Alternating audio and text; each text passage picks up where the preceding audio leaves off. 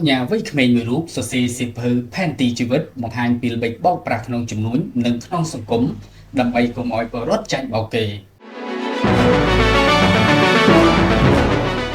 បន្ទាប់ពីសិភៅផែនទីផ្នត់គំនិតទទួលបានការកត់សរសើរនិងគាំទ្រយ៉ាងច្រើនពីសាធារណជននៅពេលនេះអញ្ញាវ័យក្មេងជាទង្ហរបានសរសេរចេញសិភៅមួយក្បាលទៀតក្រុមចំណងជើងថា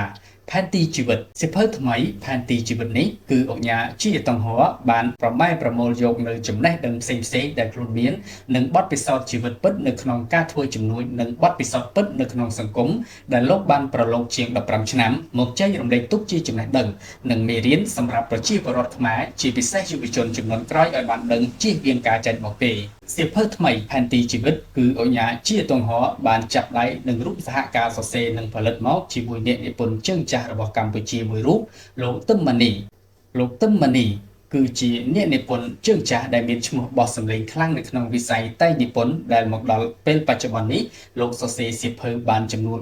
342ចំណងជើងរួចមកហើយលោកទឹមម៉ានីនិងអញ្ញាជាទង្ហរបានសហការសរសេរសៀវភៅផែនទីជីវិតនេះមានកម្រាស់ដល់ទៅ599ទំព័រនិងសៀវភៅនេះបង្ហាញនឹងបរិយាកាសចំណេះដឹងពិតជាក់ស្ដែងនិងបទពិសោធន៍ជីវិតពិតរបស់លោកអញ្ញាជាទង្ហរនៅក្នុងពិភពជំនួញនិងក្នុងសង្គមជាក់ស្ដែងដែលលោកបានឆ្លងកាត់ប្រមាណជាង15ឆ្នាំសៀវភៅនេះក៏បកអក្សរផងដែរពីទម្រង់នៃការឆបោកជាច្រើននៅក្នុងប្រទេសកម្ពុជារួមទាំងការចាញ់បោកទៅលើជំនឿអរូបីផ្សេងៗអញ្ញាជាទង្ហរដែលបច្ចុប្បន្នជាស្ថាបនិកក្រុមហ៊ុន CTH Empire Group ស្ថាបនិកក្រុមហ៊ុន CTH Capital ស្ថាបនិកក្រុមហ៊ុន Uniqare Group និងជាអគ្គនាយកក្រុមហ៊ុនផ្សារ AIP LC បានលើកឡើងថាមូលហេតុសំខាន់ដែលលោកនិពន្ធសៀវភៅនេះឡើងគឺក្នុងគោលបំណងសាបព្រោះនៅចំណេះដឹងនិងបទពិសោធន៍ពិតនៅក្នុងសង្គមដែលឆ្លងកាត់ជាង15ឆ្នាំមកនេះទាំងនេះនឹងក្លាយជាផ្លូវនិងជាគន្លឹះដល់ប្រជាពលរដ្ឋដែលតែងតែខិតខំព្យាយាមស្វែងរកនិងទៅដល់គោលដៅជីវិតដែលខ្លួនបានបោកប្រាថ្នាបញ្ញាជាទង្ហរបានអះអាងថាគោលដៅរបស់ខ្ញុំធំបំផុតនៅក្នុងការសរសេរសៀវភៅផែនទីជីវិតនេះខ្ញុំចង់ឲ្យប្រជាពលរដ្ឋខ្មែរទាំងអស់គាត់ទទួលបាននូវគំនិតជាក់ស្ដែងនៅក្នុងសង្គមជៀសវាងពួកគាត់ព្រាវមិនច្បាស់លាស់ធ្វើឲ្យខាតពេលរាប់ឆ្នាំហើយពេលខ្លះគឺពួកគាត់ព្រាវខុសកន្លែងគឺខាតទាំងពេលខាតទាំងលុយកាក់រាប់ម៉ឺនសែនដុល្លារ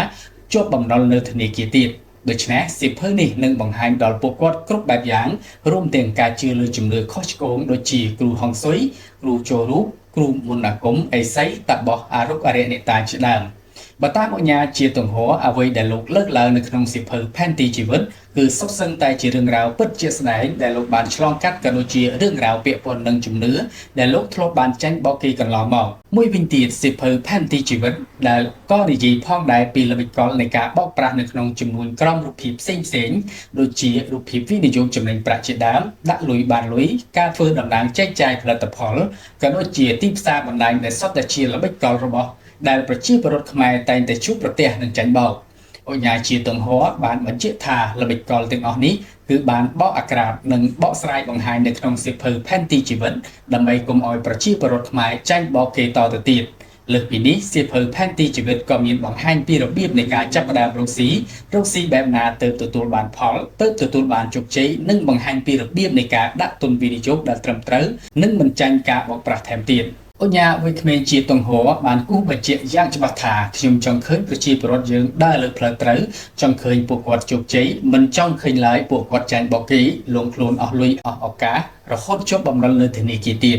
អ្វីដែលខ្ញុំបានឆ្លងកាត់អ្វីដែលខ្ញុំធ្លាប់បានចាញ់បោកគេខ្ញុំមិនចង់ឲ្យប្រជាពលរដ្ឋខ្មែរយើងដើរតាមគន្លងរបស់ខ្ញុំឡើយដូច្នេះហើយទើបខ្ញុំខិតខំសរសេរចេញជាសៀវភៅផែនទីជីវិតនេះឡើង